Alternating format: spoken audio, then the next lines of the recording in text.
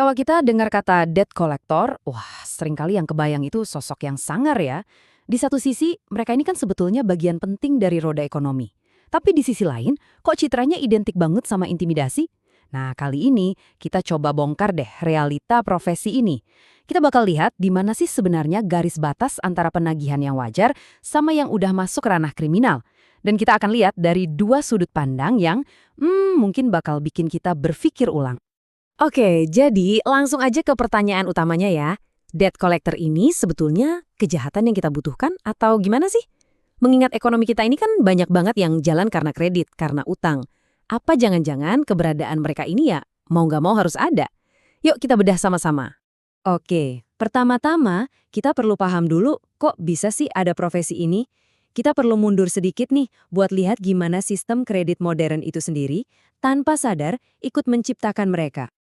Ya, kita semua tahu lah ya, ekonomi zaman sekarang itu berputarnya karena kredit.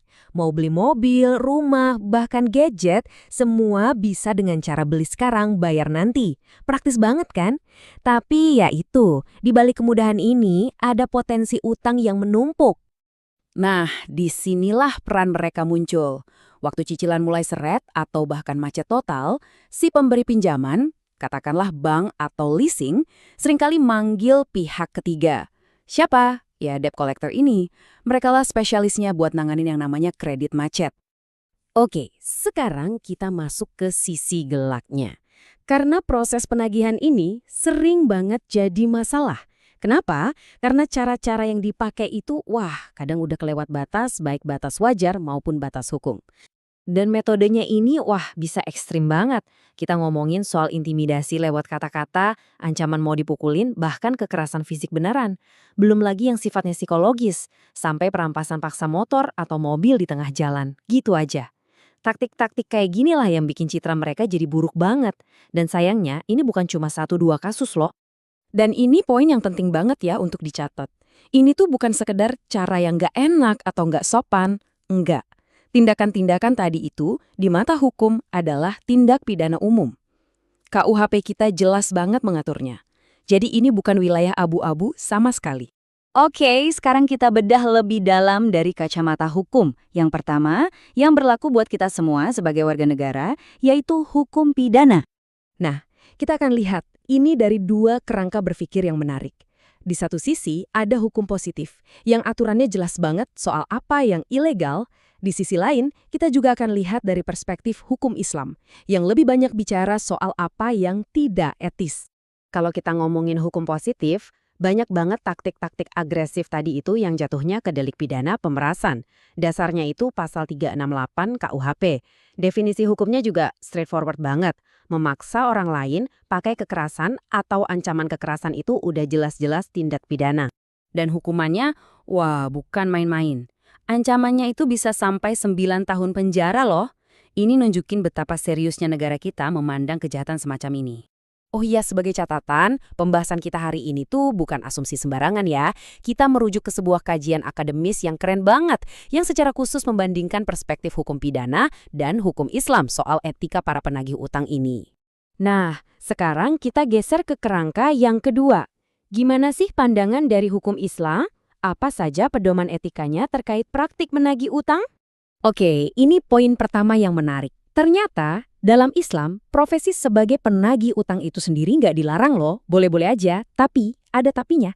Yang paling penting dan jadi sorotan utama itu adalah caranya. Metodenya harus benar-benar sejalan sama prinsip etika yang sangat ketat. Konsep kuncinya di sini itu disebut wakalah. Apa itu? Sederhananya itu adalah perwakilan. Artinya, si penagih utang ini tidak bertindak atas nama dirinya sendiri, tapi sebagai wakil resmi yang diberi kuasa oleh si pemberi pinjaman. Jadi, ini bukan sekedar pekerjaan biasa, tapi ada unsur amanah di dalamnya. Dan landasan etika utamanya itu datang langsung dari Al-Quran. Di surat Al-Baqarah ayat 280, pesannya sangat jelas. Kalau yang berutang itu lagi susah, kasih dia kelonggaran waktu, kasih tangguh. Bahkan, yang lebih baik lagi, kalau kita tahu dia benar-benar nggak mampu, adalah dengan mengikhlaskan sebagian atau bahkan seluruh utangnya. Intinya adalah empati. Prinsip ini diperkuat lagi dalam sebuah hadis riwayat Muslim. Dikatakan bahwa siapapun yang kasih kelonggaran buat orang yang lagi sulit, maka Allah akan kasih kemudahan buat dia. Nggak cuma di dunia, tapi juga di akhirat nanti.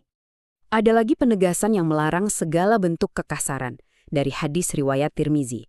Kasihilah siapapun yang ada di bumi, niscaya yang di langit akan mengasihimu. Ini kan perintah yang universal ya. Termasuk juga saat kita berhadapan sama orang yang punya utang. Nggak ada ceritanya boleh kasar.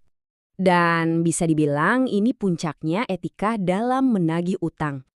Ada hadis riwayat Bukhari dan Muslim yang bilang kalau kita ingin dapat perlindungan dari Allah, caranya adalah dengan kasih kelonggaran atau bahkan memaafkan utang orang yang beneran lagi susah bayar. Jadi ini bukan cuma soal perbuatan baik, tapi dipandang sebagai cara untuk mendapatkan perlindungan langsung dari Tuhan. Oke, setelah kita lihat batasan hukumnya, terus panduan moralnya, jadi gimana dong jalan tengahnya? Yuk kita coba rangkum. Seperti apa sih praktek penagihan yang etis itu? Sebetulnya pendekatannya itu jelas banget. Langkah pertama, selalu mulai dengan dialog yang persuasif. Ngobrol baik-baik, cari pemahaman, bukan langsung maksa. Langkah kedua, kalau memang lawan bicara kita lagi sulit, ya tawarkan solusi yang lebih ringan, mungkin restrukturisasi cicilan atau semacamnya. Nah, langkah ketiga, ini harga mati. Hindari paksaan dalam bentuk apapun. Nggak ada ancaman, nggak ada intimidasi, apalagi kekerasan. Titik. Dan kalau kita rinci lagi standar profesionalnya, ya seperti ini. Jelas nggak boleh ada kekerasan atau intimidasi. Terus harus jaga kerahasiaan data orang yang ditagih. Jangan diumbar-umbar. Penagihan juga harus di waktu dan tempat yang wajar.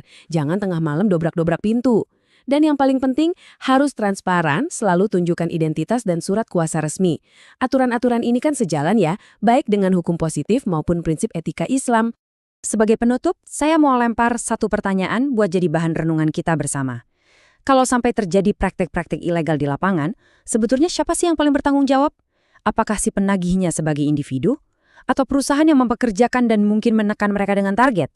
Atau jangan-jangan ada yang salah dengan sistemnya secara keseluruhan?